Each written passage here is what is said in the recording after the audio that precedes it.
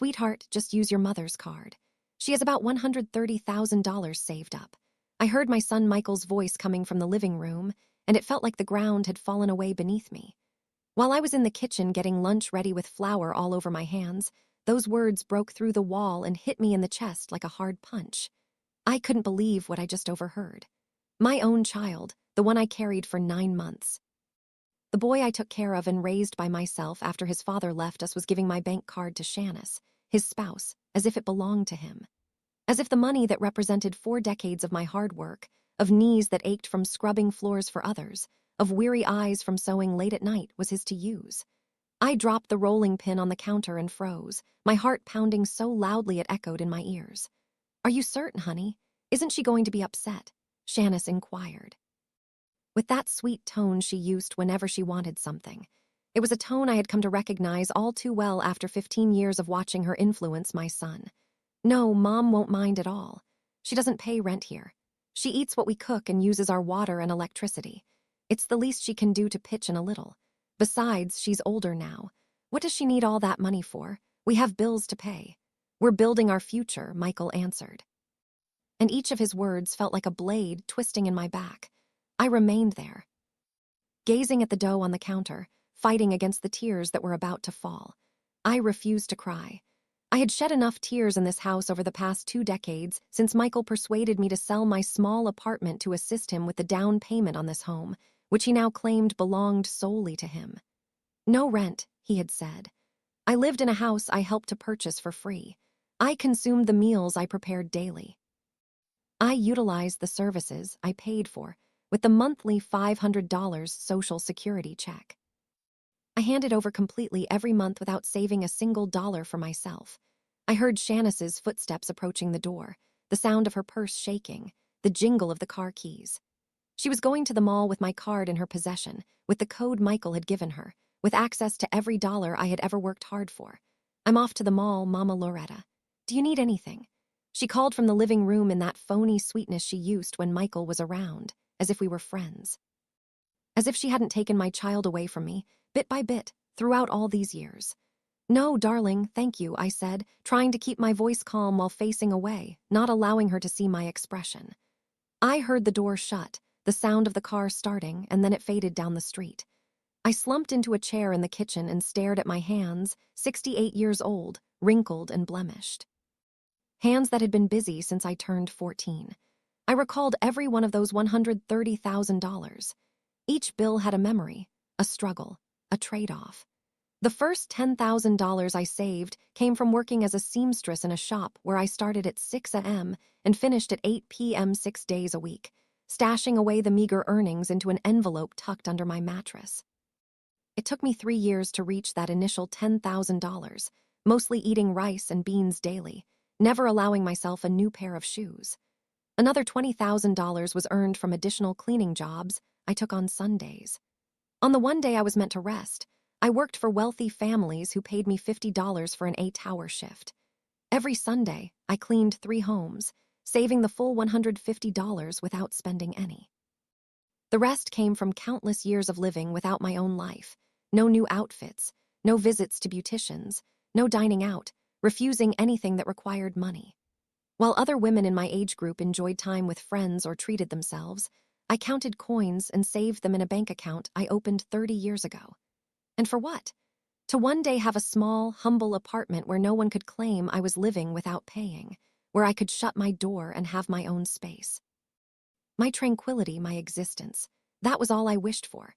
It wasn't too much to request after 68 years on this earth. But now my son, my own child, had just returned my card to me as if it belonged to him, as though I didn't matter, as if my life and hard work meant nothing. Michael entered the kitchen with his phone in his hand, not even bothering to acknowledge me. He poured himself a glass of water and leaned against the fridge. "Is lunch almost ready, Mama?" "I have a meeting at 3 and need to eat quickly," he said with a tone he'd been using recently, one that felt more like a command than a question. "Almost," I said, rising to continue working on the dough, though my legs felt unsteady. "Oh, by the way, Mama, Shanice went to the mall. We needed a few things for the house," he mentioned, still not lifting his gaze from his phone as if it was completely normal. I didn't respond. I just kept kneading. Pushing the dough down harder than needed, I could feel a mixture of anger and hurt in my chest. "Did you hear what I just said?" Michael inquired, finally glancing up at me. "Yes, I heard," I replied without turning my head. "Is there an issue?" His tone was now laced with irritation, as if I were the one at fault. I turned to meet his gaze, those eyes that had once looked at me with affection, respect, and admiration. Now I only saw impatience and displeasure. "Should I have an issue?" I asked, maintaining a calm tone despite feeling like I was about to explode inside. "No, of course not. It's just something for the household. Besides, Mama, you live here. It makes sense for you to contribute to the costs sometimes," he said, returning to his phone as though the discussion was finished. Contribute to the costs? He spoke as if I didn't give my entire social security check every month, as if I didn't do all the cooking. "I clean, wash, and iron for everyone in the family without asking for a dime, as if the last 2 decades of my life were not spent caring for them." "I get it," was all I replied. Then I went back to my dough. Michael exited the kitchen, and I remained there, gazing out at the small yard that I took care of myself. The roses I had planted, the grass I watered every morning, the tomatoes sprouting in the corner, all in a house my son claimed was his alone. In that instant, I made a choice. I would not stand idly by as they took away the last piece of what I had. I would not allow Shanice to spend in a day what I had worked 50 years to save. And I definitely would not continue living in a house where they treated me like a servant instead of a mother. I completed my lunch preparations, wiped my hands on my apron, and went directly to my room. I locked the door, pulled out my old flip phone, and dialed the bank number I knew by heart. I listened to the ringing, feeling my heart racing. "Unity Trust Bank, good morning, this is Isha. How can I assist you?" A friendly voice said on the other side. "Good morning," I responded firmly. "I need to block my debit card right away," I stated clearly. "Can you please provide your full name and account number?" The operator asked in a professional manner. I shared all my details, answered the security questions, and verified my birth date and address. With each second that ticked by, my heart pounded more quickly, as if I were doing something wrong while all I was doing was safeguarding my belongings. "I comprehend, Ms. Matthews. Did you experience a problem with the card? Was it misplaced or was it taken?" The representative inquired. "Let's just say someone is using it without my permission," I responded, carefully selecting my words. "Great. I will block the card right away. From this point on, no transactions can be made with it. Would you like us to send a new card to your home address?" Aisha from the bank elaborated. "Yes, please, but don't send it to this address. I'll collect it personally at the branch next week," I replied, thinking quickly. I didn't want Michael or Shanice to get my new card. "No issue, Ms. Matthews. Your card was blocked at 11:25 a.m. Is there anything else I can assist you with?" the representative asked. "Nope, that's everything." "Thanks a lot," I said, and ended the call with shaky hands. I perched on the side of my bed, that twin bed Michael had given me when I first moved here. He mentioned that the room was tiny and couldn't fit a larger one. I surveyed my 10 by 10 foot room, a bed, a tiny closet, and a nightstand. That was all the space I had in a house with 4 bedrooms. Shanice had a spacious walk-in closet all to herself, larger than my entire room. Michael had his own office where no one was allowed. There was a TV room, a formal dining area used only for guests, and I was in the smallest room, which had once been the pantry. But I never voiced my grievances. I held back my complaints because he was my son. I cared for him, hoping that one day he would recognize me again as his mother instead of seeing me as a burden. How foolish I was. I heard Michael's phone ring in the living room, his voice responding, then silence. Then I heard him speaking again, louder and more upset. "Blocked. How can it be blocked? That's unthinkable. My mom never blocks anything." "She doesn't even understand how that banking stuff works," Michael was saying, and I could sense the irritation in his voice. I sat quietly, holding my breath, listening intently. "Shanice, just a moment, let me call Mom," Michael said, and moments later he was knocking firmly on my door. "Mom, are you in there? I need to speak with you urgently." "Coming," I said, taking a few seconds before opening the door, acting as though I was busy. I opened it, and there stood Michael, phone in hand, with that worried expression that appeared when things didn't happen as he wanted. "Mom, Shanice just phoned me from the shopping center. She mentioned that your card isn't functioning and it appears to be blocked. Did you block it?" he asked directly. I stared into his eyes, and for the first time in 2 decades, I felt no fear in speaking the truth.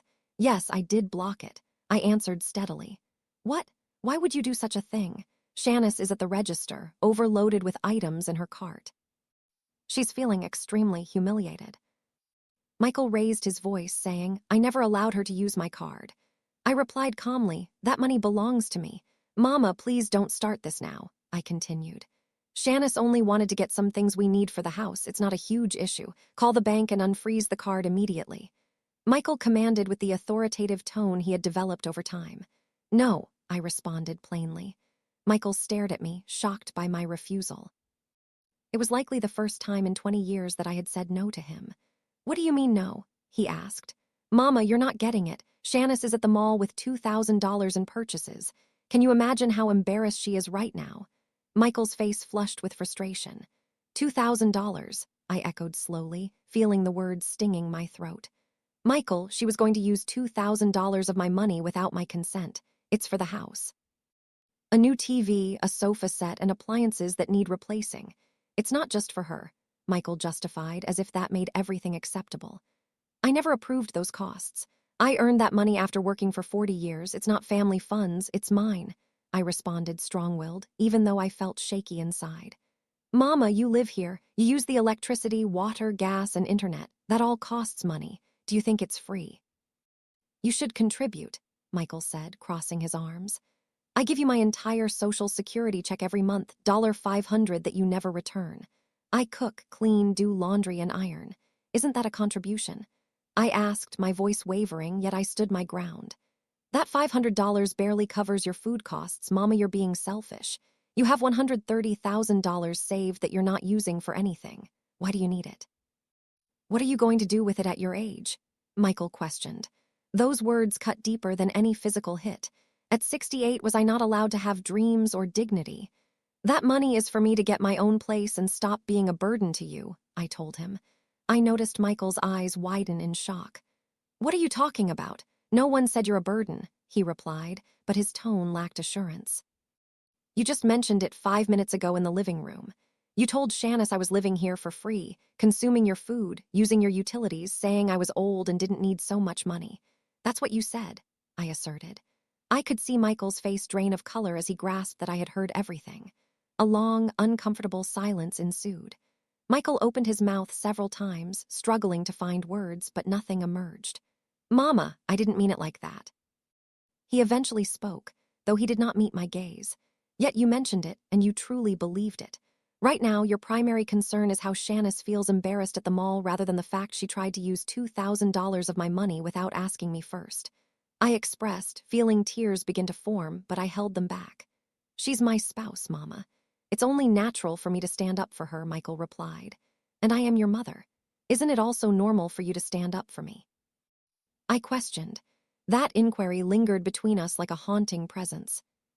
Michael became quiet once more. He glanced at his phone, then at me, and back to his phone again. I could notice the struggle on his face, the clash between what's right and his loyalty to Shanice. Mama, could you please just allow the card to be used today?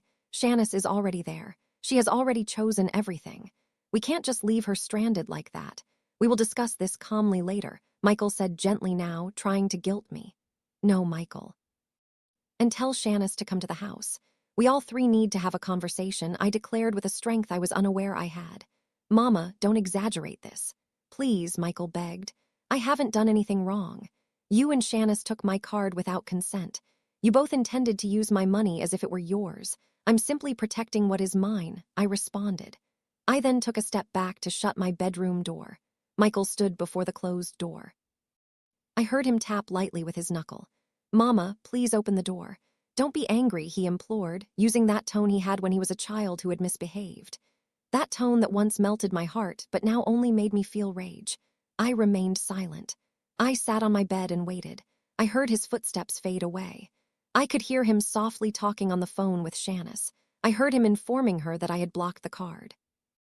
I also caught Shanice's voice on the other end, raised enough to pierce through the phone. Your mother is out of her mind. I look foolish in front of all these people. The saleswoman has already gone to find the manager. This is so embarrassing, Shanice shouted, and I didn't feel a bit guilty. Let her experience embarrassment. Let her know what it feels like to be made to look foolish. I had dealt with shame for 20 years each time I was introduced at family events as the mother who lives with us. Every time Shanice mentioned to her friends that I assisted with household tasks, it was as though I was a hired help. After about 30 minutes, I noticed Shanice's vehicle arrive. The front door banged shut forcefully, causing the walls to tremble. I recognized her heels tapping against the wooden floor, a sound that always signaled trouble was brewing. "Where is your mother?" Shanice inquired, her tone filled with anger. "Shanice, please relax." "Let's discuss this calmly," Michael said, attempting to calm her down. Quietly. "You have no idea the humiliation your mother caused me. There were about 20 people watching while the cashier kept trying to process the card over and over again. I had to leave everything behind and rush out," Shanice shouted. "I understand, dear, I understand, but she heard our conversation from this morning. She's upset," Michael responded. "And what if she did hear? We were just speaking facts. She lives here without contributing anything. The least she could do is offer us help when we need it. It's simply not right that she has $130,000 saved up while we're exhausting ourselves working and covering all the expenses for this place," Chennai's remarked, and every statement reaffirmed what I had already realized. To her, I was not a person but merely a source of funds. I stood up from the bed and opened my bedroom door, walking toward the living room where they both waited. Chennai's glared at me with a furious expression, still clenching her empty shopping bags. "Loretta, we need to have a serious discussion," Chennai stated. They didn't even say hello or acknowledge me. "Yes, we need to discuss this," I replied in a steady voice as I sat in the only chair they ever allowed me to use, the small one. The large couch belonged solely to Shanice. "Why did you block your card? Why did you subject me to that humiliation?" Shanice quickly launched her attack. "I didn't create your embarrassment. You did that to yourself," I answered, looking straight at her. "It's not solely your money." "We are a family and families share," Shanice shouted, stepping closer. "I am not part of your family, Shanice. I am Michael's mother and my money belongs to me. I earned it, I saved it, and I have the right to decide how to use it," I said calmly. Inside, though, I felt like screaming everything that I had kept bottled up for 15 years. "Mama, please don't act this way." Shanice merely wants to buy things we truly need for the house. The living room TV is 8 years old. The sofa is completely worn out. The refrigerator makes strange sounds. Michael stepped in, attempting to excuse the unjustifiable. "If you need those items, purchase them with your own money. You both have jobs. Michael earns a good income as an engineer. Shanice is employed at a clothing retail shop. You have 2 sources of income. What makes you need mine?" I inquired. "Because we have our bills, Loretta. This house requires upkeep. The monthly mortgage is $1,200. The utilities cost an extra $300. Groceries run about $500 in addition to the internet, phones, vehicle expenses, and insurance. It all accumulates. By the end of the month, there's nothing left," Shanice explained, using that helpless tone she mastered. "Every month I give you $500 from my Social Security check. That helps," I stated. $500 isn't much, Loretta. That hardly covers your groceries," Chennai's replied disdainfully. "Then let me go. Let me purchase my own apartment with my money and stop relying on you," I said. I noticed Chennai's and Michael exchanged a quick look, a glance that I could not decipher at that moment but later understood completely. "Mama, please don't say that. Nobody wants you to leave." "This is your place," Michael said, but his tone felt empty and practiced. "This is not my place, Michael. You mentioned it yourself this morning. This is your place." "I merely reside here," I said, feeling my voice finally tremble. "Oh, for heaven's sake, don't start with the theatrics, Loretta. No one said that. Michael was merely speaking." Shanice interjected, rolling her eyes. "Yes, he did say it, and he is correct. That's why I wish to leave. I want my own space, where I can be the owner, where I take care of my own expenses. Where nobody makes me feel like I'm a bother," I said, and the tears began to fall down my face. "Mama, you can't be on your own. You're 68 years old. What happens if you get ill? What if you fall? Who's going to look after you?" Michael asked, showing false concern that angered me more than his jibes. "I'm 68, not 108. I am in good health. I can manage by myself. I did it for 40 years before I moved in here," I answered, wiping my tears on the back of my hand. "But things are different now, Mama. You're older now. You need to be around family," Michael insisted. "What I need is respect and dignity, and that's lacking here," I said, rising from the chair. Listen, Loretta, let's be straightforward, Chennai's began, crossing her arms. You don't have a place to go. You lack other family. Your friends are just as struggling or even worse off than you are. You are all alone. If you leave this place, you will end up isolated in a depressing apartment, eating by yourself, watching TV alone, dying alone. Is that what you desire? Her remarks felt like harsh blows, each crafted to shatter what little self-worth I had remaining. The most painful reality was that she was correct about one thing. I lacked significant family. My sister passed away 5 years ago. My parents died decades ago.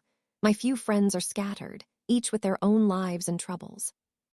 I'd prefer solitude and tranquility over being with others and feeling unhappy, I replied, astonished by my own courage. How dramatic I sounded. Nobody is making you unhappy, Loretta. We provide you with shelter, meals, and companionship. But of course, that's not enough for you, Chennai's remarked sarcastically. You don't give me anything in return. I contribute with my social security, my work around the house, and my self-respect, I shouted, finally elevating my voice.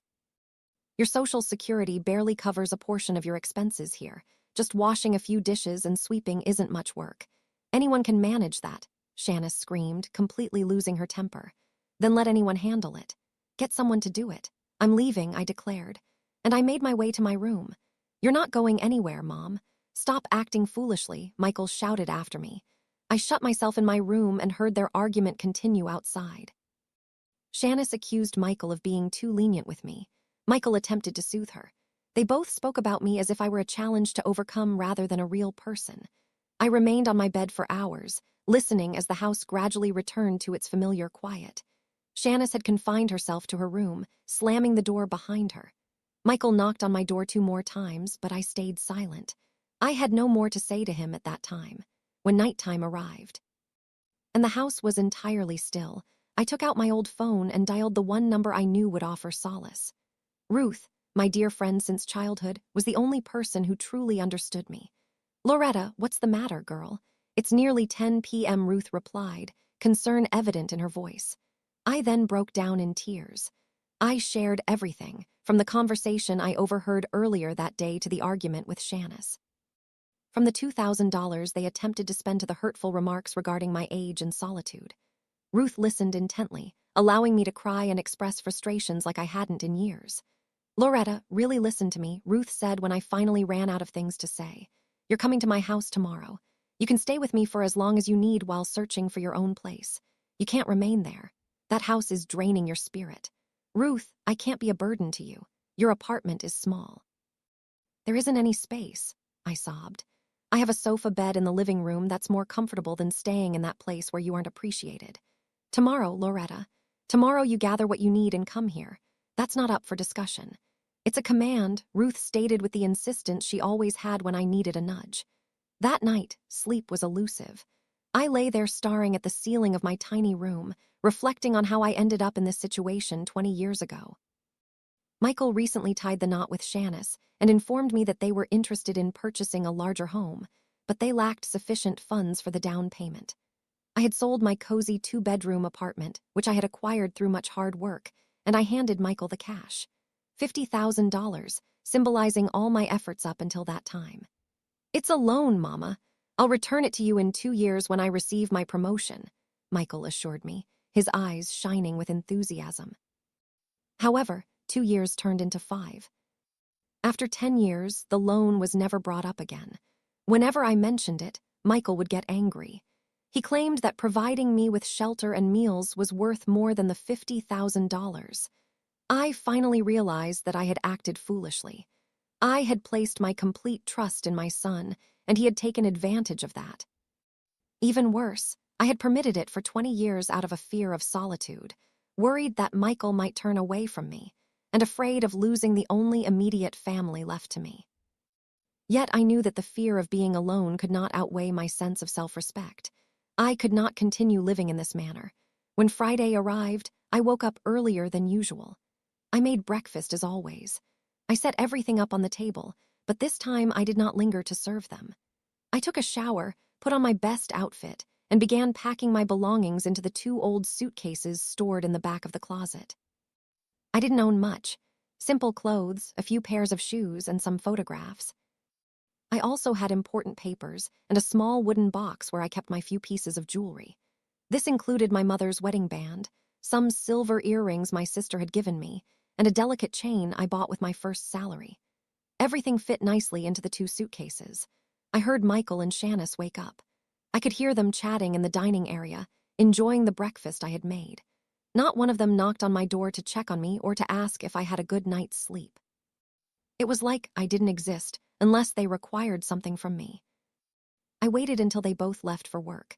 Michael headed out first at 8:30 in the morning as usual. Shanice departed around 9. As soon as I heard her car start to drive away, I pulled my suitcases out of the room. I walked through the house one last time, looking at each area I had cleaned countless times. The kitchen where I had spent so many hours cooking for a family that rarely said thank you. The living room, where I could never sit comfortably because it belonged to Shanice. The dining room, where I always occupied the corner. In the chair that wasn't very comfortable, I placed the house keys on the table in the dining area. Next to them, I left a message that I had composed overnight. Michael, I'm leaving. I can't continue living in a place where my worth is only measured by my money. Thank you for the past 20 years, but I need to find my own self-respect. Don't try to find me. When I have my new home, I will send you the address. I love you, but my love for myself takes priority. Mama. I requested a taxi and stood outside with my 2 bags. Mr. Davis, who lives next door, was watering his lawn and looked at me with curiosity. Good morning, Ms. Loretta. Are you going on a trip? He asked kindly. Something like that, Mr. Davis. Just something like that, I responded with a smile that didn't quite reach my eyes. The taxi showed up in about 10 minutes.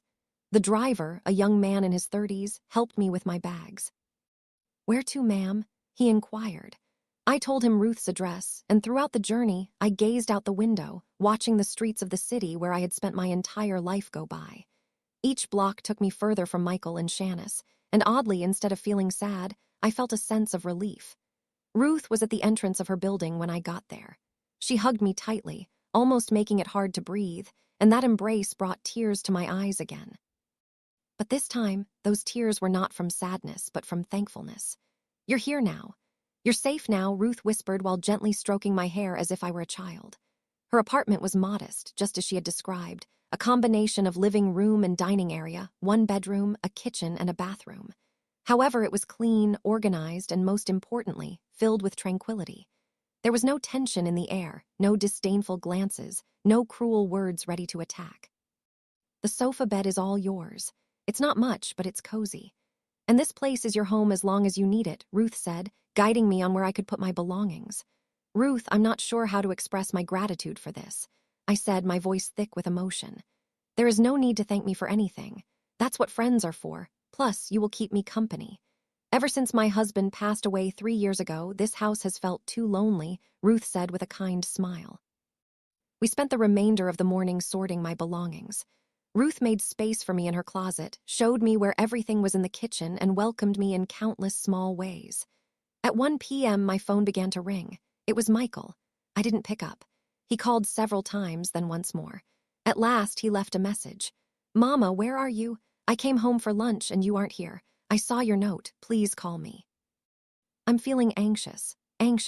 It's curious that he is concerned now. He didn't show any concern yesterday when he yelled at me. He didn't care when his wife attempted to take $2,000 from me. For 2 decades, he wasn't worried while I felt myself fatting in that house. Ruth gazed at me, seeking answers. Are you going to respond to him? She inquired. Not just yet. I need to gather my thoughts. First, I have to figure out my own life before I talk to him, I said as I switched off my phone. Later in the day, Ruth and I were on her little balcony sipping coffee. From there, we had a view of the city, the structures, and the bustle of life unfolding on the streets below. Do you know what hurts the most, Ruth? I broke the long silence. It's not the money they tried to take. It's not even the disrespect. What pains me the most is that I wasted 20 years of my life seeking my son's affection. And now I've come to understand that his love was always tied to what I could provide him. Ruth grasped my hand, her hands also marked by the passing years, yet warm and reassuring. Loretta, pay attention to me. You didn't waste 20 years trying to gain his love. You shared 20 years of unconditional love, which is a completely different matter. The issue lies not with you. The issue is that Michael and that woman didn't appreciate what they had, Ruth said wisely. But I am his mother. Mothers are meant to make sacrifices for their children, I responded. I still carried the guilt they had instilled in me throughout my life. Yes, mothers should love their children, but children also need to love their mothers. Love cannot be one-sided, Loretta, and there's a limit to sacrifice. When the sacrifice destroys your spirit, it ceases to be love and becomes self-harm, Ruth asserted strongly. She was correct. She always knew the truth. Ruth had been my friend for 40 years since we worked together in the same textile factory. No one understood me like she did. She had seen my marriage crumble. She watched me raise Michael by myself. She witnessed me gradually fade away in that home. Now you must focus on yourself, on what you desire, on what will bring happiness to Loretta, Ruth encouraged. I want my own apartment. I need a space where no one can make me feel like an inconvenience. A place where I can enjoy coffee in the morning without feeling like I'm taking advantage of someone else's electricity, where I can watch TV without being told I'm taking up the couch, I expressed. As I spoke, I felt a sense of strength building within me. Then that's our goal. We'll begin searching for apartments tomorrow, Ruth said with resolve. That evening, I rested on Ruth's sofa bed, and it was the most restful sleep I had experienced in years. There was no stress. There was no concern about footsteps coming from outside my door. I felt no unease about what fresh embarrassment might be in store for me the following day. On Saturday morning, my phone remained turned off, yet I could picture the number of missed calls I likely had. It didn't matter to me. For the first time in 20 years, I had become my own main focus. Ruth and I enjoyed a calm breakfast together, chatting about various topics and reminiscing with laughter, making plans for the future. After that, we got ready and stepped out. We had selected 5 apartments to visit that day, all of which fit my financial plans. The first one was too dim, featuring tiny windows that let very little light in. The second apartment was located in an old, shabby building that had a musty odor. The third was ideal, but it was on the 4th floor without an elevator, and my knees weren't in great shape. The 4th one had issues with the plumbing that the owner was unwilling to take care of, but the 5th one captured my heart as soon as I entered. This one was situated on the 2nd floor of a well-kept, safe 6-story building. It featured a living room with a large bay window that looked out onto a small park, a fully functional galley kitchen, a roomy bedroom with a closet, and a neat, practical bathroom. While it was about 650 square feet, it felt inviting, bright, and gave off a calming vibe. How much are you asking for this? I inquired to the gentleman showing it to us. $65,000. This price includes a parking spot downstairs and a little storage unit in the basement, Mr. Benjamin, the apartment's owner, explained. $65,000. I could purchase it outright and still have $65,000 remaining for a comfortable living in case of emergencies later on. May I take another look? I asked. Mr. Benjamin nodded graciously. I wandered through every room, picturing my life there. My bed in the bedroom, my clothes in the closet, and some photos on the walls. I envisioned brewing coffee in that kitchen, sitting by the bay window to read and sleeping peacefully. I could see my future in those empty rooms, and it looked promising. I want to buy it. I'm ready to take it, I stated confidently. Mr. Benjamin beamed. Wonderful choice, madam. This apartment has wonderful energy. The former resident lived here for 2 decades. She only relocated to stay with her daughter abroad. It has been well taken care of and has never had any issues, he stated, pulling out some documents from his binder. We need to begin the legal process. Do you have a reliable lawyer, or would you like me to suggest one? Mr. Benjamin inquired. I know a great one, Ruth chimed in. My cousin's son is a closing attorney. He is trustworthy and has reasonable fees. That sounds perfect. Then we can get together on Monday to start the paperwork, Mr. Benjamin mentioned. Generally, it takes around a week to finalize the whole legal procedure. 1 week. In just 1 week, that apartment would belong to me. My name would be on the title. I would own property, instead of being dependent and living rent-free in someone else's home. We exited the apartment with a signed agreement and a down payment of $5,000, which I paid by check. Ruth and I embraced in the street, jumping with joy like 2 happy girls. You did it, Loretta. You're about to have your own place, Ruth yelled, not worrying about who was listening. I did it, I echoed, feeling an enormous grin grow on my face. I really accomplished it. We went back to Ruth's apartment in high spirits, making plans for decorating, discussing what furniture I needed to buy and what items I could purchase secondhand to save money. In that moment of joy, I chose to turn on my phone. I had 32 calls missed from Michael, 17 from Shanice, and more than 40 text messages. The texts began with concern. "Mama, where are you? Please respond, we're worried." Then the tone changed. "Mama, this is absurd. Stop with the drama. We need to discuss serious matters." The last ones were directly threatening. "If you don't respond, I'm going to call the police. This is unfair to us. You must come back." "You have no place to go." Ruth read the texts over my shoulder and snorted in disbelief. "That boy is out of his mind. Abuse them." "As if they haven't mistreated you for years," Ruth remarked, shaking her head. "I need to message him, but not by talking." "I don't want to hear his voice yet," I said, taking a deep breath. I sat down on the couch and wrote a detailed message, being careful with each word. "Michael, I'm okay. I'm with a friend in a secure location. I had to leave that house for my mental well-being. For 20 years, I felt like a burden, and yesterday's event was the last straw. I have purchased my own apartment. I'll be moving in a week. This isn't a punishment for you. It's a form of self-care for me. Once I'm settled, I'll provide you with my address and we can talk calmly. I love you, but this is something I need to do. Mama." I hit send before I could reconsider. I noticed the 2 checks confirming the message was sent. Then they changed to blue, indicating he had opened it. The 3 dots appeared, suggesting Michael was typing. They vanished. They popped back up. They disappeared again. Eventually, his reply came. "Mama, this is insane. You can't just buy an apartment like that. Who will care for you? Who is going to help you if you get ill? Have you thought about that? Also, Shanice is really angry. She states that you need to apologize for the discomfort at the mall. We want you to come back home and discuss this maturely." I glanced at the message multiple times. There was no apology from him, no recognition of their actions, just more attempts to twist my feelings, more efforts to make me feel remorseful, and phony care masked as affection. "Will you reply to him?" Ruth inquired. "Yes," I replied. I composed a brief yet direct message. "Michael, I am 68. Not 98. I manage well on my own, and I do not owe Shanice an apology. She attempted to use $2,000 of my money without my consent. If someone needs to say sorry, it's the 2 of you. We will discuss this when I am prepared." After delivering that message, I switched off my phone again. I wanted to avoid his continuous attempts at emotional manipulation. Ruth was correct when she mentioned that I required space to think clearly. And that was not possible with Michael overwhelming me with messages aimed at inducing guilt. Sunday provided complete tranquility. Ruth and I attended church in the morning, something I hadn't been able to experience in years because Sundays were reserved for Shanice's large family brunches, where I had to prepare food for everyone. After that, we explored the market, browsing second-hand furniture and household items. I stumbled upon a small but lovely dining table made of solid wood for just $80. The seller assisted me in putting it into the cab. I also purchased a set of well-maintained pots for $30, some plates and glasses, and bathroom towels. Ruth insisted on getting me a set of new sheets she found at a shop. "So you can begin your new chapter with fresh sheets, clean and without any past," Ruth said as she made the purchase.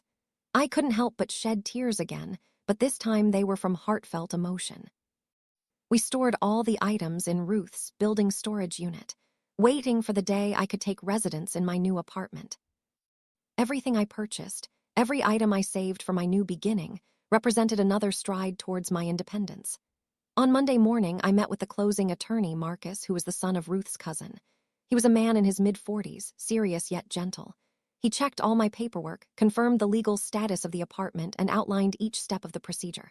MS. Matthijs, everything is correct. The apartment is free of debt and liens. Mr. Benjamin is the sole legal owner. We can finalize the purchase next Friday. Are you certain you wish to pay in cash? If you would rather not deplete your savings, we could set up a mortgage, Marcus stated. I prefer to pay in cash. I want it to be fully mine. No loans, no mortgage. I have anticipated this moment my entire life, I asserted firmly. I understand. Therefore, let's meet in my office at 10 a.m. on Friday to sign the deed. Remember to bring the payment of $60,000. Additionally, there's $5,000 for notary fees and taxes. The $5,000 you already paid will be deducted from the total, Marcus clarified while showing me all the documents. In total, it will be $65,000, which is less than half of my savings. I can manage it, and I will. I left the attorney's office feeling more empowered than ever. As I walked through the city, I viewed everything with a fresh perspective. The shops, the parks, the buildings. Everything seemed different when you realized you were creating your own future instead of merely existing in someone else's. Upon returning to Ruth's apartment, I quickly turned on my phone to check for messages. Michael had sent just one more, and the tone had shifted completely. "Mama," I spoke to Shanice. "She is ready to apologize if you do as well. We can move past this misunderstanding if you come home today. We miss you. The house feels empty without you. Please think about this carefully before making a decision you can't take back." A mistake I can't undo, as if purchasing my own home were an error, as if restoring my dignity was something to lament, as if 2 decades of being unnoticed hadn't been the true error. I chose not to respond. I felt I had nothing else to say to him for now. The next few days were a blend of anxiety and excitement. Ruth and I kept acquiring items for my apartment. A cozy but modest sofa we found at a garage sale for $10. A good condition full-sized bed used for $200. A slender bookcase, several lamps, and basic curtains. I also visited the bank to get everything sorted for the payment. Aisha, a young teller, assisted me patiently as I withdrew $60,000 with a cashier's check. "Ma'am, this is a large sum. Are you sure this transaction is valid? We want to ensure you're not a victim of fraud," Aisha expressed with real concern. "It's not fraudulent, dear." "I'm purchasing my very first apartment at the age of 68, I proudly replied. Aisha beamed. "That's wonderful, ma'am. Congratulations.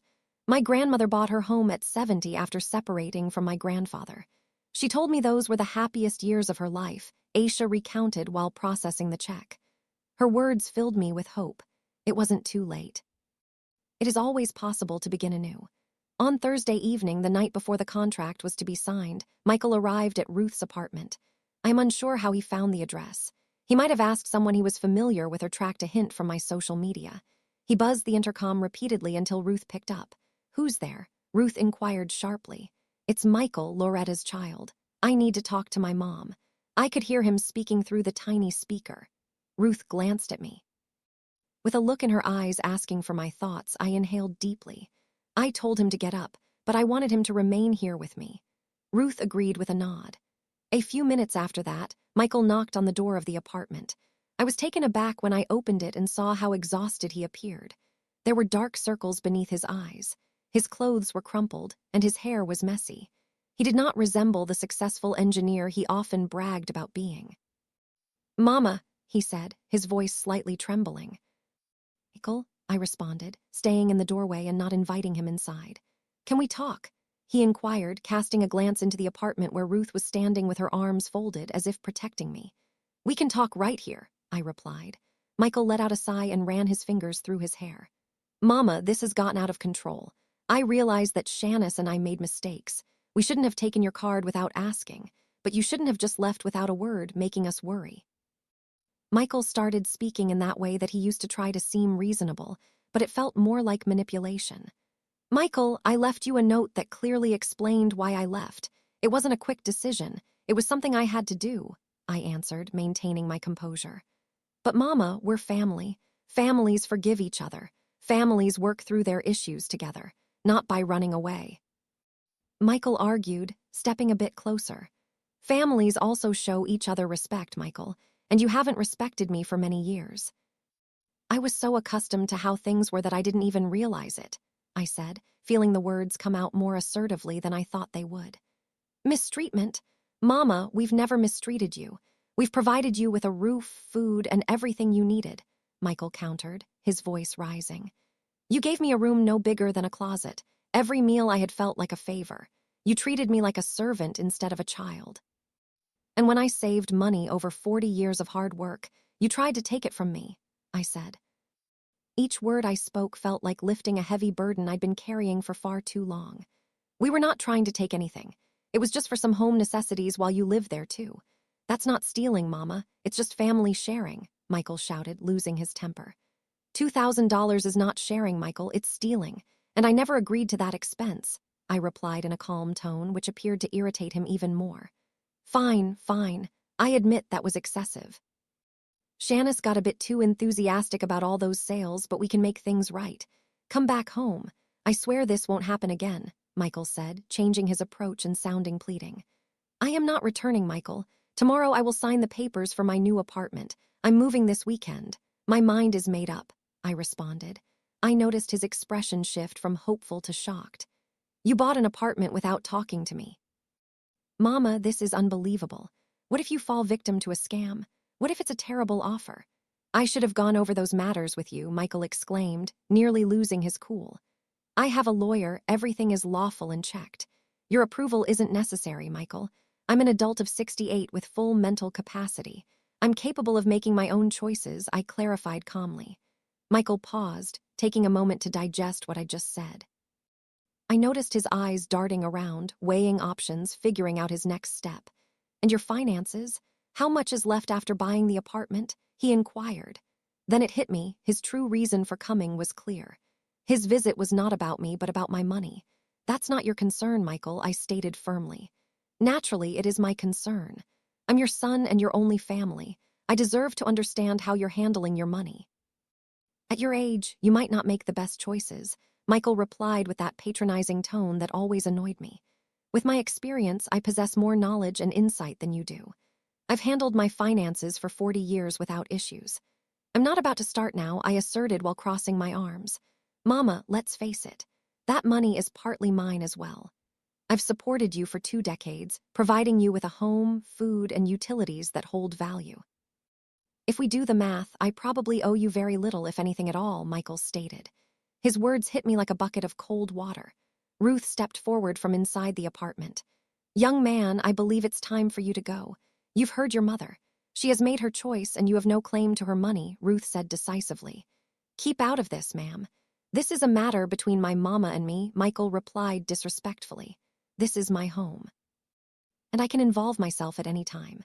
I'm asking you to leave right now or I will call security, Ruth said, pulling out her phone. Michael looked at me, torn between anger and despair. Is this what you want, Mama? To create a rift in our family? To allow outsiders to come between us? He questioned, directing his finger at Ruth. Ruth is not an outsider. She's been my friend for 4 decades.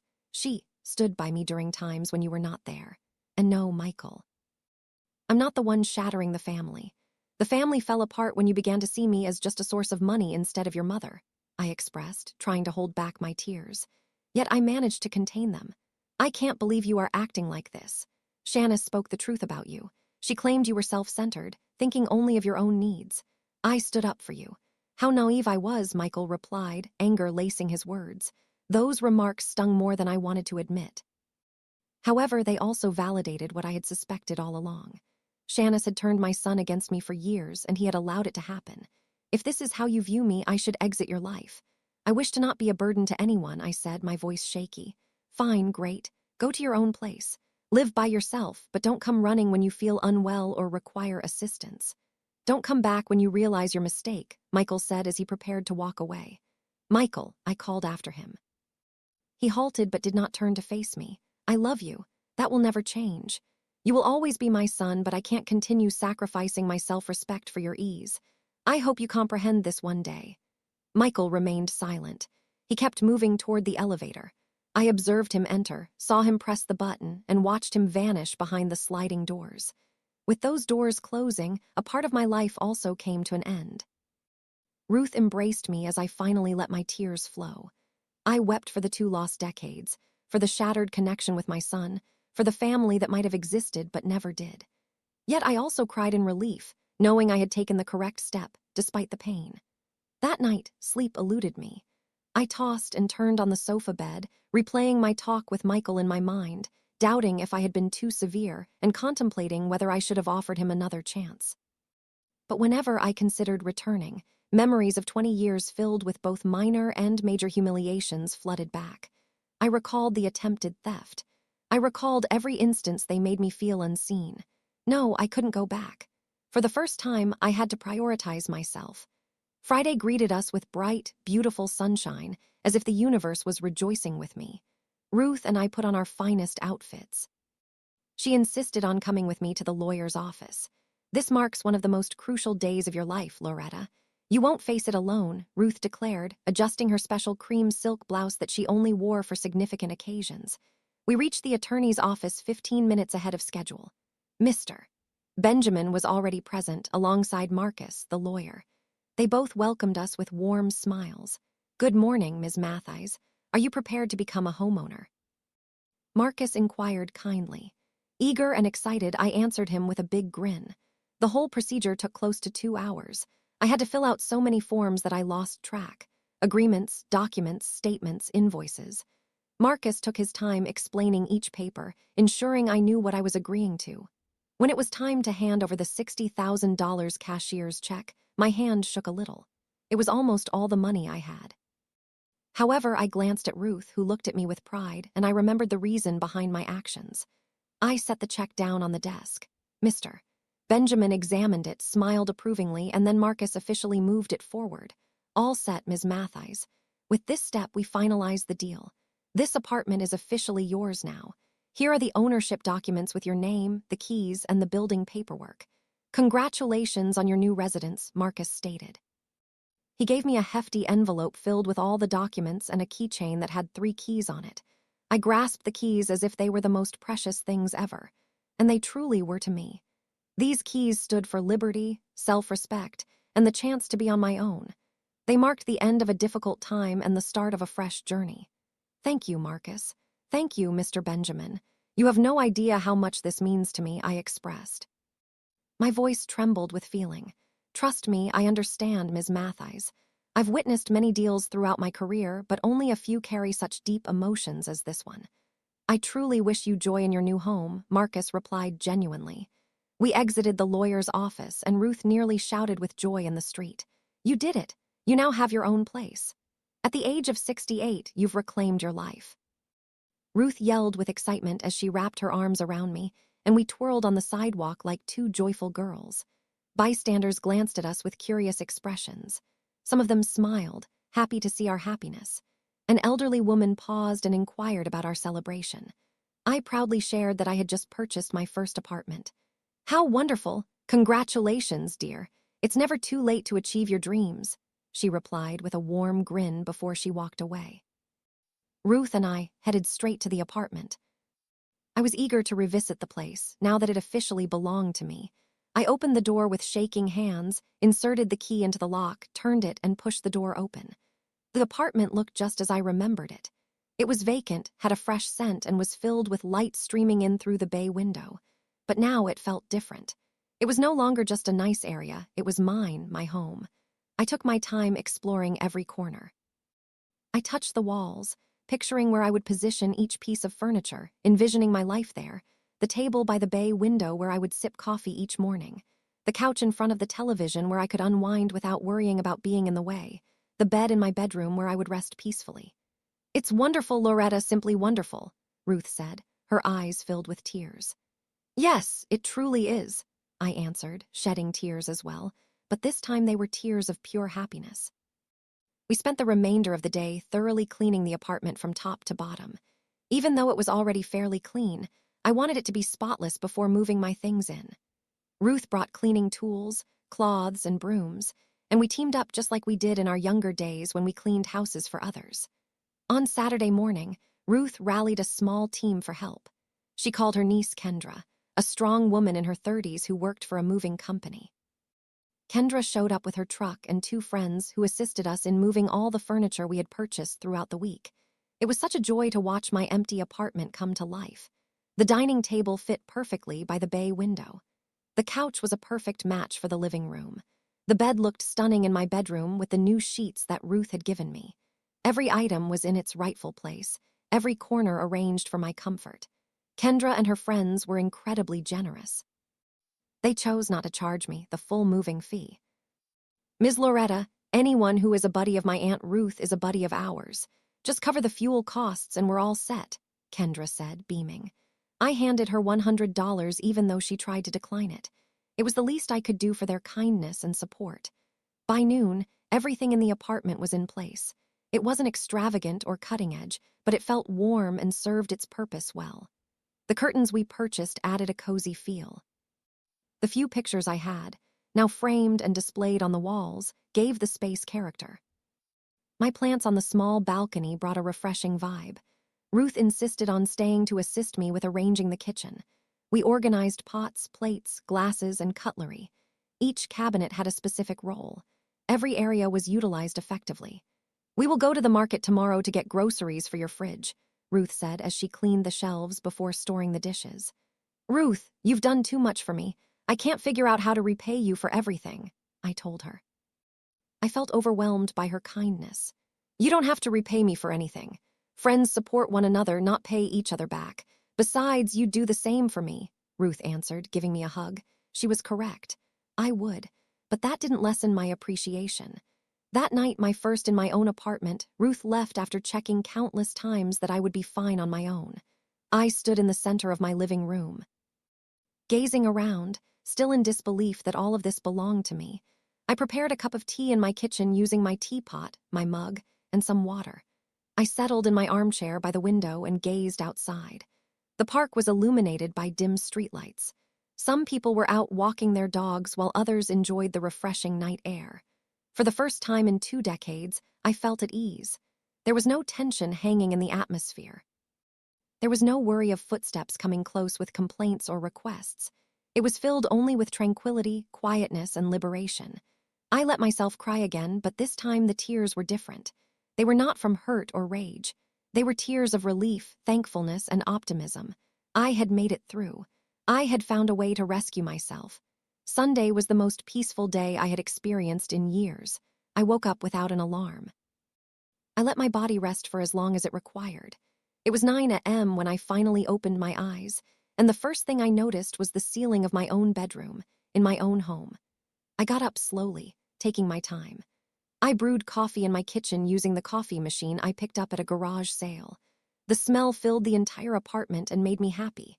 I took my cup to the bay window and sat there for an hour, just observing, contemplating, and feeling. Ruth showed up at noon, just as she had committed to, carrying a large pot of chicken soup she had prepared that morning. "Now you have meals for the entire week, and I also brought some fresh bread from the bakery," Ruth said, entering with her bags. We shared lunch at my new table, talking about various topics and mundane matters. She shared details about her family, her upcoming visit to see her daughter next month, and the new television series she was enjoying. Ordinary conversations hold a certain beauty in their simplicity. "Have you received any updates from Michael?" Ruth inquired carefully while we were cleaning the dishes. "No, and I don't anticipate any. He was quite clear about viewing my decision as selfish. He may need time to come to terms with it, or he might never truly get it. Regardless, there's nothing more I can do on my end," I said as I wiped a plate dry. "Does it hurt?" Ruth asked, meeting my gaze. "Yes, it hurts a lot. He's my son. The pain will always be there. However, the hurt from losing him is not as intense as the hurt from losing my own identity," I expressed honestly. Ruth acknowledged this with a nod and chose to remain silent about it. There was nothing further to discuss. The next few days were focused on adjusting. I became familiar with my building's routines, met a few neighbors, and explored nearby stores. There was a market just 2 blocks away that had fresh produce, and a bakery 3 blocks away that made the best bread I had ever had. On the corner, there was a drugstore operated by a lovely woman named Ms. Evelyn. I established a straightforward yet fulfilling routine. I would rise early, make myself coffee, enjoy breakfast while overlooking the park, and then handle household tasks at my own speed without feeling rushed. In the afternoons, I would either read or watch chosen TV shows without needing to compromise. In the evenings, I prepared smaller meals that I liked for myself. A week after settling in, I received another text from Michael. This time, it felt different. "Mama, I realize it has been months since we last spoke. I understand things ended poorly. I've been reflecting a lot on what transpired. Shanice and I have been having issues. She desires things I am unable to provide. She is perpetually unhappy and always wanting more. I've come to a realization. She treated you the same way, as if what you gave was never sufficient. Now I get why you decided to leave. I don't expect you to forgive me, but I felt you needed to know I understand," he wrote. I read the message multiple times. A part of me yearned to reply straight away, to rush and embrace him, to try to mend everything. Yet another part of me, one that had learned to keep me safe, encouraged me to be careful. I shared the message with Ruth during our lunch on Wednesday. "What will you do?" Ruth asked. "I plan to reply, but I will set clear boundaries. He is my son and I care for him. But I can't continue being the mother who gives up everything for him. If he desires to have a relationship with me, it needs to be on my terms," I stated firmly, surprising even myself. I drafted a thoughtful reply. "Michael, I appreciate your honesty and your message. Understanding what transpired is the initial step. If you seek to mend our relationship, you are welcome to, but it must be different. I will not be the mama who allows herself to be controlled or mistreated. I have my own life now, my own space, and my own boundaries. If you can respect that, we can restart. I care for you, but I prioritize myself more now." He responded the next day. "I understand, Mama. Could I come and visit you sometime? Just to see how you're doing and what your new place is like. Without Shanice, it's just me." We decided he would come over the next Sunday. The entire week, I anxiously cleaned the apartment, even though it was already tidy, and mentally prepared everything I would say to him. Sunday arrived exactly at 3 p.m. When I opened the door. I noticed a changed Michael, thinner, with more gray hair, weary eyes, but also gentler. "Hi, Mama," he greeted me, his voice slightly shaking. "Hello, son," I replied. And we embraced in the doorway. It was a long, healing hug filled with unspoken emotions. I showed him around the apartment. He examined every room carefully, touching the furniture, gazing at the pictures on the walls, and observing everything closely. "It's lovely, Mama. It's small but feels welcoming." "It truly reflects you," Michael said earnestly. We settled at my table by the bay window. I offered him coffee and cookies I had purchased that morning. We chatted for hours. Michael opened up about his issues with Shanice, explaining how she kept pushing him for more money, more possessions, and more status. He shared that he began therapy to better understand his own behaviors. "The therapist helped me realize that I treated Shanice the same way Dad treated you. I allowed her to mistreat you because I wanted to maintain peace in my marriage without realizing I was jeopardizing our relationship," Michael confessed, tears forming in his eyes. "Michael, you and your father are not the same. Your father abandoned us. You remained even if it was in a twisted way. The fact that you're aware of this now means you can change," I replied, holding his hand across the table. "Can you ever forgive me?" Michael asked, looking straight at me. "I have already forgiven you. Forgiveness is not for you, it's for me to let go of resentment. However, forgiving doesn't mean forgetting or reverting to the past. That signifies progressing with healthier limits," I stated in a steady voice. Michael gave a nod, comprehending my words. "Is Shanice aware that you're here?" I inquired. "Yes, she wasn't pleased about it, but I refused to let her control my relationships any longer.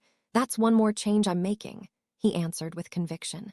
Following that day, the growth of our relationship was gradual yet sincere. Michael began to see me every 2 weeks. Each time, he came solo, always honoring my personal space and time. He showed interest in my life, in my hobbies, and in my friendships. He genuinely listened, not simply bidding his time to respond. 6 months later, Michael and Shanice ended their marriage. I wasn't shocked. Some connections are established on harmful bases that ultimately fall apart. Michael relocated to a small apartment like mine. He started his own path of self-exploration. A year after settling into my apartment, I now find myself in my armchair near the bay window, observing the sunset over the park. I have $75,000 saved, untouched. My apartment is fully paid off. My monthly Social Security payment of $500 takes care of my essential needs. I lead a simple life, yet with respect. Michael visits me every 2 weeks. Our relationship has its flaws. It may never be flawless, yet it remains sincere. He is working on being a better son, while I am discovering how to be a mother with clear boundaries. Ruth remains my support, my closest friend, my chosen family. The women from my knitting group have turned into my social network. I intend to take a short trip next year, something I never permitted myself to do before. My life isn't remarkable. I possess no luxuries or extraordinary adventures. But I enjoy something I lacked for 20 years: peace. I have my own place where no one makes me feel insignificant. I have my own finances that no one attempts to take. I have my own existence that no one dictates. Occasionally, I reflect on what might have occurred if I had mustered the courage to leave earlier. Yet, I then recall that each experience, even the tough ones, has led me here to this moment, to this tranquility. I am now 69 years old. I'm unsure how many years I have remaining, but I recognize that every single day I spend in this apartment, in my own space with my dignity preserved, is a day earned, a day lived for me. After a lifetime devoted to others, that is worth more than any sum of money in the bank. Did you enjoy my story? From which city are you listening? Let's connect in the comments. If you liked the story, you can help me by giving a super thanks, which will allow me to share more stories like this one. I truly appreciate your kind support. I am eager to hear your thoughts about the story. On your screen, you will find 2 new life stories that I recommend. There's a lot more content available on my channel. Make sure to subscribe. I look forward to seeing you in the next life story with love and appreciation.